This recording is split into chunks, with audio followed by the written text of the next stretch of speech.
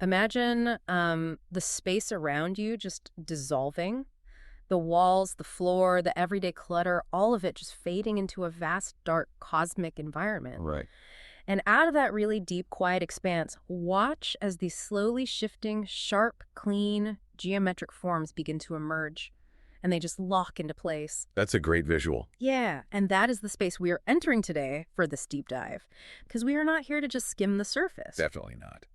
The stack of sources we're looking at today, I mean, the clinical research, the philosophical treatises, these deeply personal field notes, they demand a totally different level of engagement from you, the listener. Yeah, they really do, because our mission today is to entirely dismantle the dominant cultural narrative of adoption. Exactly. We're moving way beyond that sanitized, palatable social rescue story. Instead, the sources force us to confront the raw architectural reality of what they call the adoptee paradox. Which is just this exhausting, relentless duality, right, of being simultaneously integrated and entirely displaced. Right. And that visual you just gave of shifting geometry is, it's the perfect anchor for where we are going. Yeah. Because when we look at the traditional therapeutic models or child welfare systems, or even just basic societal logic surrounding adoption, the sources point to a catastrophic failure. A complete failure. They Yeah. fail adoptees because they prioritize, systemic structure and legal fictions and familial harmony over the individual's profound physiological truth. Which is a hard pill to swallow for a lot of people. It is. Yeah. But true resolution to this paradox, it cannot come from external validation. It can't be negotiated through, like, forced reconciliation or legal paperwork. It requires a radical internal reconstruction. So, to you listening, whether you are an adoptee or a practitioner or honestly simply a seeker of deep psychological truth, this exploration is going to fundamentally challenge how you view identity, lineage, and belonging. Absolutely. We have to step out of standard psychology and into the physics of consciousness. Which sounds wild, I know. But to understand why a shift into physics is necessary, we first have to look unblinkingly at the irreconcilable reality that adoptees inhabit every single day. Yeah. And the research defines the adoptee paradox as a state of pure existential ambiguity. Right. Because externally, society frames the individual through this lens of salvation, right? They're rescued, they're chosen, and so they're expected to feel loved. Right, that's the narrative. But internally, the individual carries what the clinical framework identifies as a physiology of loss. Their nervous system literally registers abandonment. Wow. They're biologically alienated. They carry the physical imprint of rejection as their baseline frequency, even if they're placed in a highly supportive environment. Looking through the notes, it's just a terrifying dual reality. I mean, the person is legally integrated but energetically severed. Completely severed. And there is a specific demographic where this tension is exponentially magnified. The research refers to it as the transracial adoptee paradox, or TRF. Yeah, TREP is a really crucial concept here. It occurs when an adoptee of color is raised in a predominantly white, often color-evasive family system. And let's really look at the dissonance there, because it's intense. It really is. This individual physically embodies a culture they've never been allowed to know, while being molded by a culture they do not physically reflect. Exactly. Inside the home, they are, ostensibly anyway, protected by the majority privilege of their adoptive parents. Right. But the absolute second they step outside that door, they face unfiltered racial discrimination. It creates this liminal space of profound, unmoored displacement. Caught between worlds. Belong fully to neither. Mm-hmm. And the isolation in that liminal space is just staggering. And what's worse, when that displaced individual inevitably seeks help, the systems designed to support them just create another layer of friction. Right, which the texts call the polymath paradox. Yeah, the polymath paradox. Yeah. The individual is met with disjointed legal, social, and psychological silos. Like a lawyer handles the paperwork, a social worker handles the placement, a therapist handles the grief. But none of them possess the framework to address the shattered architecture of the whole human. No, they don't. And worse, these systems enforce what the sources call the stolen soul contract. Yeah. That phrase, the stolen soul contract, that stood out in the reading as particularly brutal. It's a heavy term. It really is. It describes the systemic entanglement where the adoptee's inherent sovereignty is basically traded for the societal demand of toxic gratitude. Toxic gratitude is the invisible currency of the adoption industry. Right. The adoptee is expected to perform thankfulness just to appease the fragility of the adoptive system. They have to suppress their primal cellular grief just to keep the family structure comfortable. Which is basically saying their survival depends on becoming an emotional caretaker for the people who supposedly rescued them. Exactly. But I need to push back here for a second, or at least play devil's advocate based on standard therapeutic practices. Okay, go ahead. Because this is a really confronting idea. Surely traditional talk therapy or established family-centric models like systemic family constellations or Hellinger therapy, surely they offer a way to heal this primal wound. You would think so, but no. Because standard psychology tells us that healing requires connection, right? It requires repairing the relationship with the origin. Well, according to the sources, standard psychology is actively harmful in this specific context. Wait, actively harmful? Yes. Traditional systemic models, particularly traditional Hellinger therapy, they demand that the client center the feelings of their caretakers. Oh, I see. They operate on this hierarchical model where the child must metaphorically or sometimes literally bow to biological parents to accept the gift of life or express immense gratitude to adoptive parents for their care and resources. So it's reinforcing that toxic gratitude. Exactly. It prioritizes the order of the system over the truth of the adoptee. It acts as psychological gaslighting. By demanding that the adoptee seek closure from the very human nodes that failed them, traditional therapy risks severe re-traumatization. It keeps the adoptee trapped in a perpetual drama triangle, oscillating endlessly between playing the victim and appeasing the rescuer. Okay, so if traditional earthly systems and standard psychology and social expectations are not just impotent, but actively dangerous against this paradox, what is the alternative? We have to elevate the solution out of the interpersonal realm entirely. Okay. The article suggests we had to look at holographic lineage integration, or HLI. HLI, yeah. This is the conceptual leap we need, right? It synthesizes Bert Hellinger's understanding of systemic movements with the quantum mechanics of consciousness. Specifically the work of researcher Itzhak Bentov. Right. His model is crucial because it leads us from emotion into physics. He posits that the human body is essentially a series of oscillators. It's a wild pendulum. A wild pendulum, yeah. When the trauma of separation occurs at the beginning of life, it creates this chaotic, erratic frequency in the nervous system. The body is literally vibrating with unresolved terror. And healing, that cannot happen in sequential time. No, and it definitely cannot happen through just talking about it. The integration begins only by achieving a 7 Hertz physiological resonance. Okay, the 7 Hertz resonance. Let's break down how that actually works, because it can sound a bit abstract to some people. Sure. The texts describe it as the frequency where the micromotion of the heart and the nervous system drop into a state of absolute parasympathetic stillness. At 7 Hertz, the body reaches a microscopic point of rest. Velocity drops to 0. Think about the mechanics of a swinging pendulum. Right, so if you picture a heavy metal pendulum swinging wildly from one extreme side to the other, as it travels, it reaches the very apex of its swing. Exactly.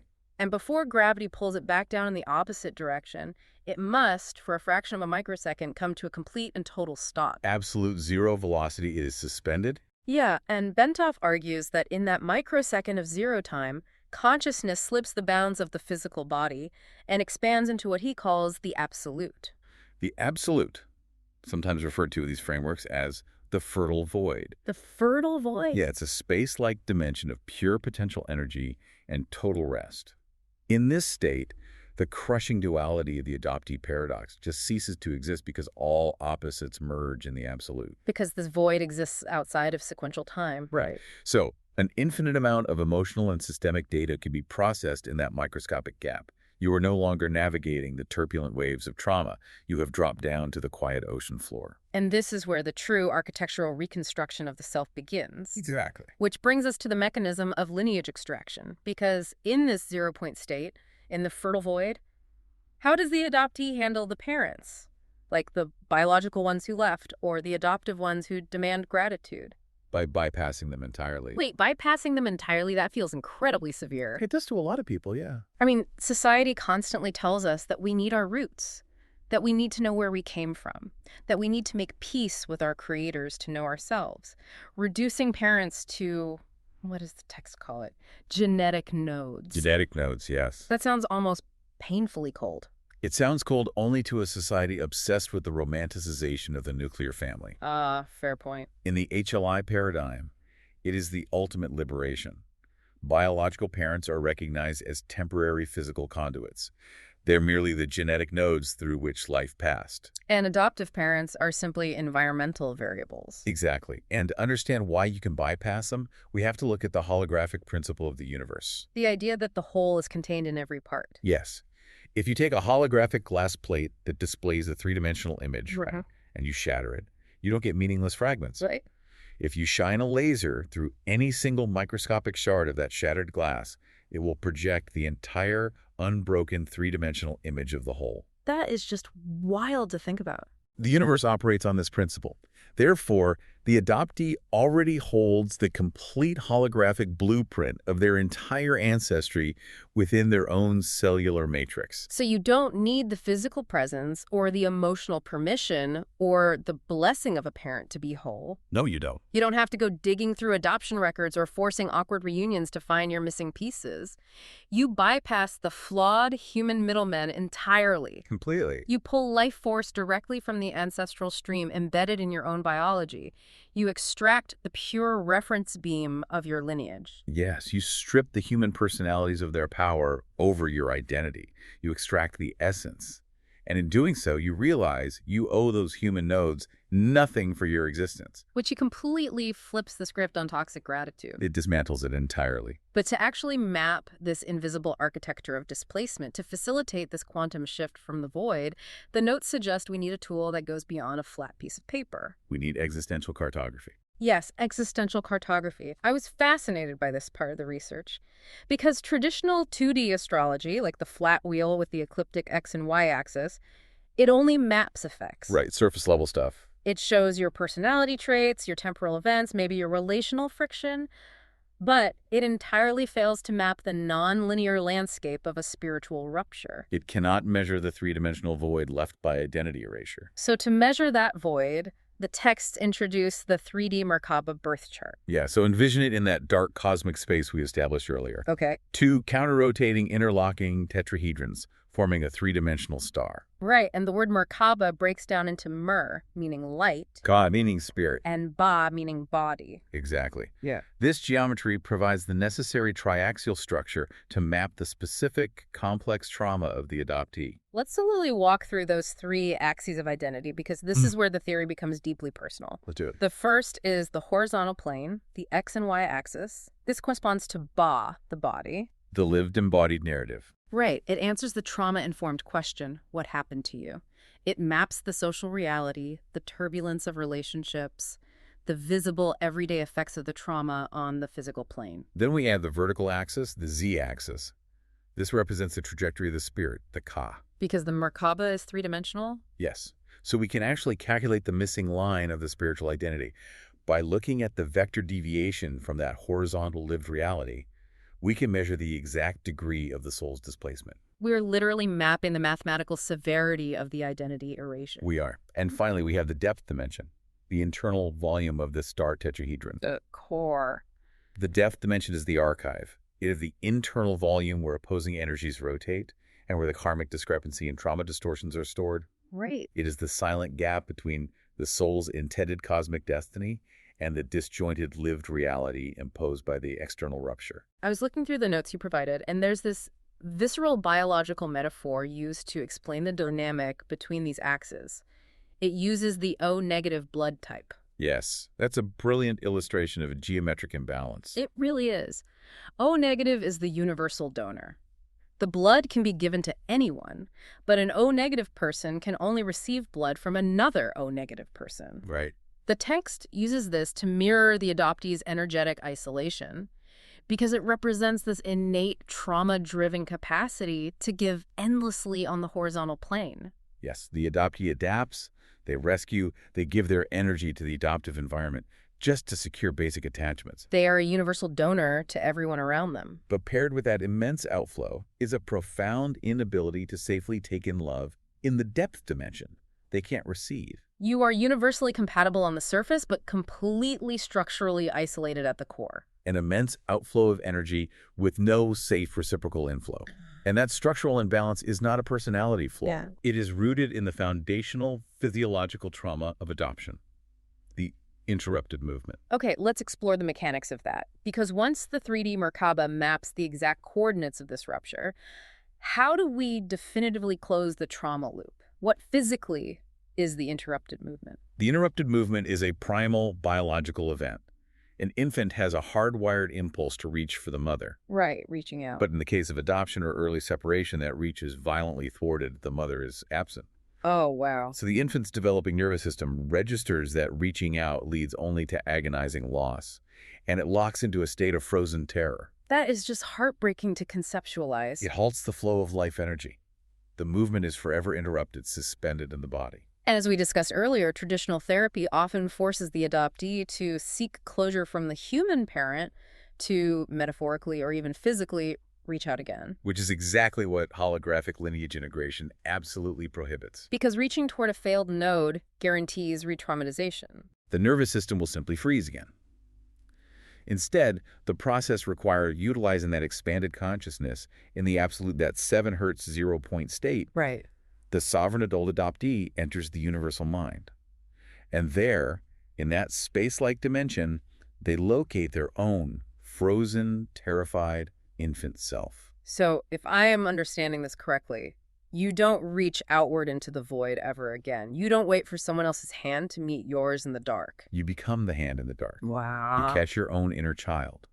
The adult adoptee becomes the absolute source of their own belonging. You complete the energetic loop internally. By catching the child yourself and directing that suspended momentum into the universal mind. Exactly. The erratic, chaotic frequency of the nervous system is corrected.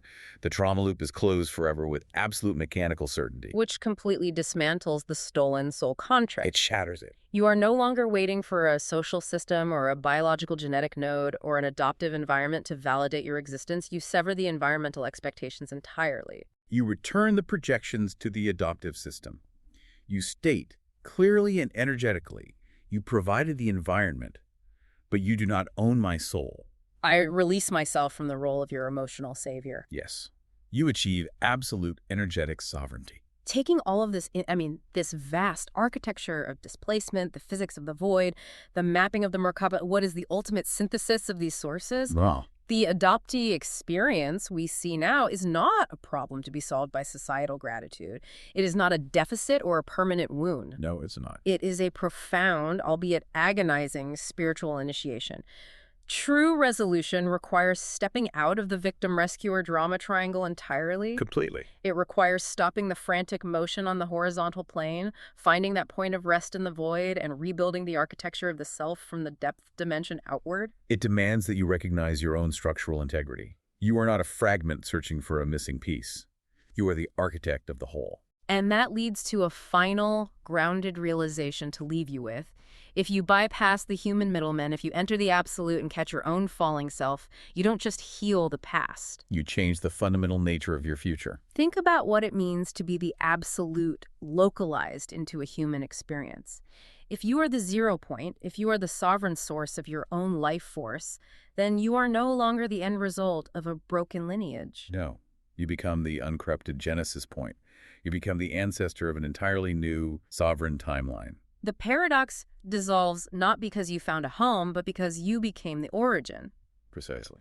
As we hold that thought, watch as the geometry in your mind's eye begins to stabilize. Picture that human figure, no longer caught between worlds, but stabilizing in glowing, flowing geometric energy. The counter-rotating fields of the Merkaba spinning in perfect, silent equilibrium against the dark. Clean, centered text appears in the space before you. Step into your sovereignty. Link in bio.